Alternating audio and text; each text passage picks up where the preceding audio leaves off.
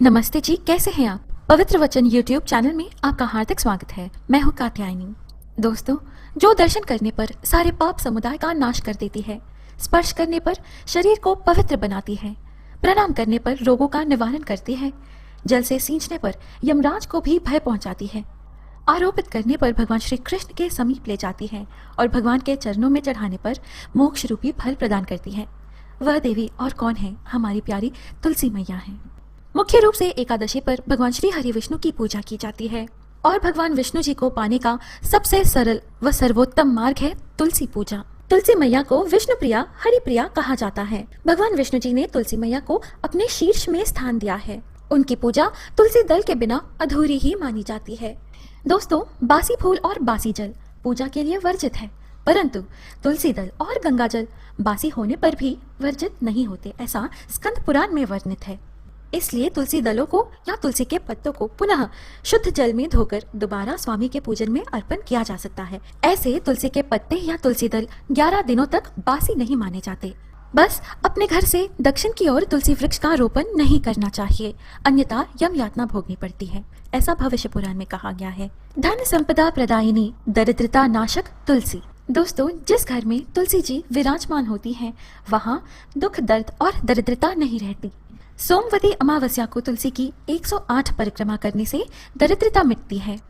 ईशान कोण यानी उत्तर पूर्व कोण में यानी नॉर्थ ईस्ट कोण में तुलसी का पौधा लगाने से बरकत होती है। तुलसी की जड़ की मिट्टी गाय के खुर की मिट्टी समान पुण्यदायी है, सात्विक होती है, उसका तिलक हितकारी है।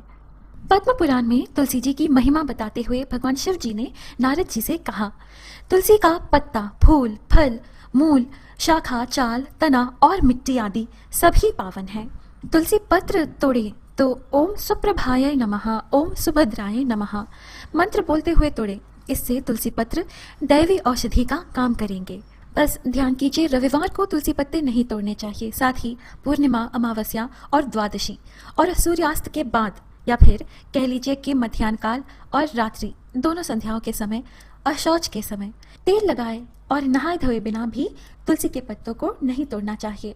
इसलिए सवेरे उठकर नित्य कर्मों से निवृत्त होकर स्नान आदि के बाद स्वच्छ वस्त्र पहने। एकादशी के दिन तुलसी मैया को सींचते नहीं हैं, क्योंकि ऐसा माना जाता है कि इस दिन भगवान विष्णु जी की परम भक्त तुलसी मैया उनके लिए निर्जला व्रत रखती है। तुलसी मैया के समक्ष शुद्ध देसी घी का दीपक प्रज्वलित करें, द्वादश मंत्र जप करें। भगवान विष्णु जी का द्वादश मंत्र है ओम नमो भगवते वासुदेवाय। यह मंत्र कठिन लगे तो हरिओम जप करें या ओम तुलसाय नमः जप करें।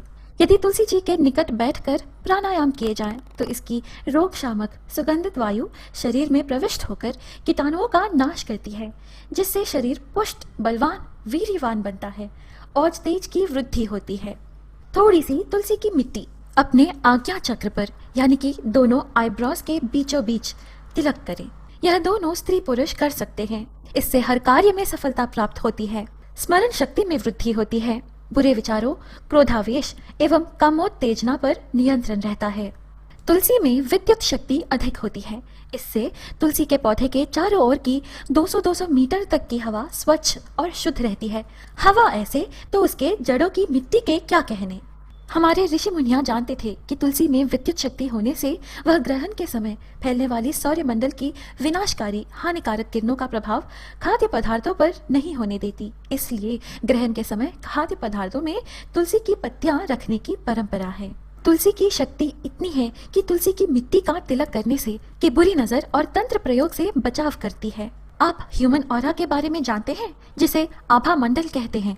आभा मंडल का दायरा जितना अधिक होगा, व्यक्ति उतना ही अधिक कार्यक्षम और मानस रूप से स्वस्थ होगा। आभा मंडल को यूनिवर्सल स्कैनर द्वारा नाप सकते हैं। एक व्यक्ति पर परीक्षण करने पर यह बात सामने आई कि तुलसी के पौधे के मात्र 9 बार परिक्रमा करने पर उसके आभा मंडल के प्रभाव क्षेत्र में 3 मीटर की आश्चर्यकारक बढ़ोतरी हो गई।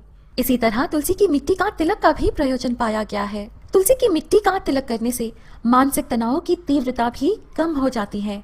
तुलसी की मिट्टी का तिलक धारण करने से जीवन शक्ति बढ़ती है, बहुत से रोगों से मुक्ति मिलती है, शरीर निर्मल, रोग मुक्त व सात्विक बनता है। प्रबल विद्युत शक्ति के कारण धारक के चारों ओर आभा मंडल विद्यमान रहता है। स्त्रियों को, विशेषतः गर्भवती स्त्रियों को लाभ होता है। प्रसव वेदना कम होती है और प्रसूति भी सरलता से हो जाती है। दोस्तों, जिस घर में तुलसी के पौधे की रोज पूजा होती है, उस घर पर भगवान श्री हरि विष्णु जी के साथ ही साथ माँ लक्ष्मी की भी सदैव कृपा होती है, क्योंकि पुराणों में तुलसी जी को माँ लक्ष्मी का ही रूप कहा गया है और भगवान विष्णु जी की प्रिया है, इसलिए उन्हें विष्णु प्रिया, हरि प्रिया भी कहा जाता है। भगवान विष्णु जी की पूजा तुलसी दल के बिना तो अधूरी ही मानी जाती है। दोस्तों, विष्णु जी और उनके अवतारों में भी तुलसी जी का विशेष महत्व है। खास तौर से शालिग्राम की पूजा तो तुलसी जी के बिना पूर्ण नहीं मानी जाती है। यदि आप अपने घर में शालिग्राम जी को रखना चाहते हैं, स्थापित करना चाहते हैं, तो इनकी प्राण प्रतिष्ठा की आवश्यकता नहीं होती है। यह न केवल पत्थर बल्कि भगवान विष्णु जी का ही अवतार है। शालिग्राम अलग अलग स्वरूपों में मिलते हैं। कुछ अंडाकार होते हैं तो कुछ में छेद होते हैं। इन पत्थरों के अंदर शंख, चक्र, गदा तथा पद्म जैसे शुभ चिन्ह बने होते हैं। शालिग्राम जी को तुलसी जी के साथ ही उनके गमले में स्थापित कर सकते हैं। रोज सुबह तुलसी जी के साथ ही शालिग्राम जी को भी जल चढ़ा सकते हैं और सूर्यास्त के बाद इनके पास दीपक प्रज्वलित कर सकते हैं। एक हल्दी की गांठ ले, इसे शुद्ध जल से धोकर तुलसी जी को चढ़ा दे, यानी कि तुलसी मैया के मिट्टी में दबा दे। ओम सुप्रभाय नमः, ओम सुभद्राय नमः। सुबह तुलसी मैया को जल या तमाम चीजें चढ़ाने पर यह मंत्र जाप करें।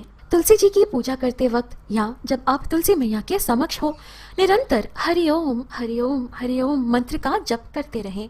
यह सबसे सरल मंत्र है, अन्यथा आप भगवान विष्णु जी का स्मरण करते रहें। भगवान विष्णु जी को पीतांबर भी कहते हैं, क्योंकि उनका सबसे प्रिय रंग है पीला। हल्दी की गांठ बहुत ही शुभ फलदायी होती है।